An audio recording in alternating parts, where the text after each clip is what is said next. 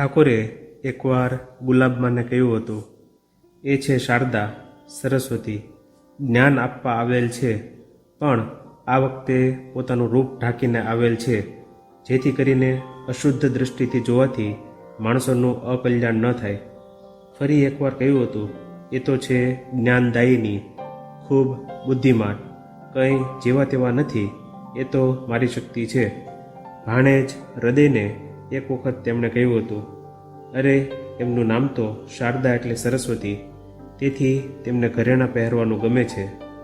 વાચકને યાદ હશે કે જ્યારે માતાજી નવવધુ તરીકે પહેલીવાર શ્વશુર ગૃહે ગયા ત્યારે તેમના ઘરેણાં શરીર પરથી ઉતારી લીધા પછી ચંદ્રાદેવીએ એમને ખોળામાં લઈને ગળગળા થઈ આશ્વાસન આપતા કહ્યું હતું કે ભવિષ્યમાં ગદાય એટલે કે શ્રી રામકૃષ્ણ તેને ગમશે તેવા દાગીના કરાવી આપશે. પોતાના માતુશ્રીના આ શબ્દો ઠાકોર ભૂલ્યા ન હતા, તેથી એમણે હૃદયને કહ્યું, તારી પેટીમાં કેટલા રૂપિયા છે તે જોતો, એમના માટે 2 સોનાના બાજુબંધ બનાવડાવી લાવ. ઠાકોર પોતે ત્યારે માંદા હતા, છતાં 300 રૂપિયાના ખર્ચે બાજુબંધ બનાવી આપવાનું કહ્યું. બાજુબંધ 200 રૂપિયામાં થઈ ગયા, તેથી બાકીના 100 રૂપિયા માતાજીને રોકડા આપ્યા.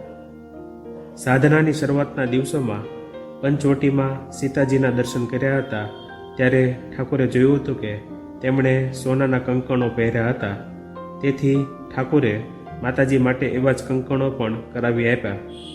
ઘરેણાં આપીને વિનોદપૂર્વક એમણે કહ્યું, અરે મારી સાથે એમનો આ જ સંબંધ છે. સરળ સ્વભાવના અને આધુનિક કેળવણી વિનાના માતાજીને ઓળખવા સહેલા નથી, એટલે શ્રી રામકૃષ્ણ એમનું ખરું સ્વરૂપ પ્રગટ કરવા આગળ આવ્યા હતા. તેઓ જાણતા હતા કે ભોગને ઐશ્વર્યપૂર્ણ વર્તમાન યુગમાં શુદ્ધ સાત્વિક પવિત્રતાથી પરિપૂર્ણ માતાજી જેવાના ચારિત્ર્યને સમજવાનું આપણી શક્તિથી બહાર હતું. માતાજી વિશે મજાક કરીને તેઓ એકવાર બોલ્યા હતા, એ તો રાખમાં ઢંકાયેલી બિલાડી છે. જેમ રાખને લીધે બિલાડીનો અસલ રંગ નજરે ન પડે, એમ સાધારણ માણસને માતાજીનું ખરું સ્વરૂપ નહીં સમજાય. સ્વામી પ્રેમાનંદજીએ એક પત્રમાં લખ્યું હતું, શ્રી શ્રી માને કોણ સમજી શક્યું છે? ઐશ્વર્ય લેશ માત્ર નથી. ઠાકોરમાં તો વિદ્યાનું ઐશ્વર્ય હતું, પણ મા તેમનું વિદ્યાનું ઐશ્વર્ય પણ ગુપ્ત હતું. આ કેવી મહાશક્તિ! જય મા, જય મા, જય શક્તિમયી મા! જે વિષ આપણે પોતે હજમ કરી શકતા નથી તે બધું માને ચરણે ધરીએ છીએ. એ બધાને પોતાના ખોળામાં લઈ લે છે. અનંત શક્તિ, અપાર કરુણા, જય મા! અમારી વાત શું કરે છે? સ્વયં ઠાકોરને પણ આમ કરતા જોયા નથી. કેટલી સાવચેતી રાખીને અને તીવ્ર કસોટી કર્યા પછી તેઓ શિષ્યોને સ્વીકારતા અને માની પાસે શું જોઈએ છે?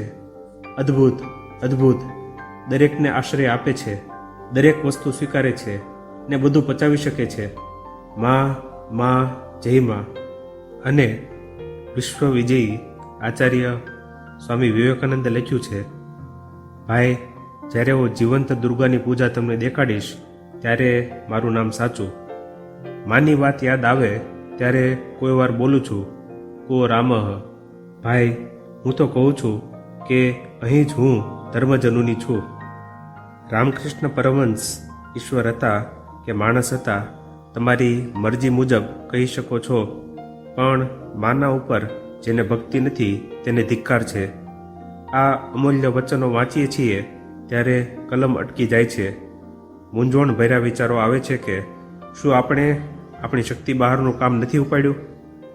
માતાજીનું જીવનચરિત્ર લખવા માટે શું આપણે યોગ્ય છીએ? તથાપિ માતાજીની કૃપા મેળવીને જ આ આરંભ કરેલું કામ પૂરું કર્યા સિવાય છૂટકો નથી.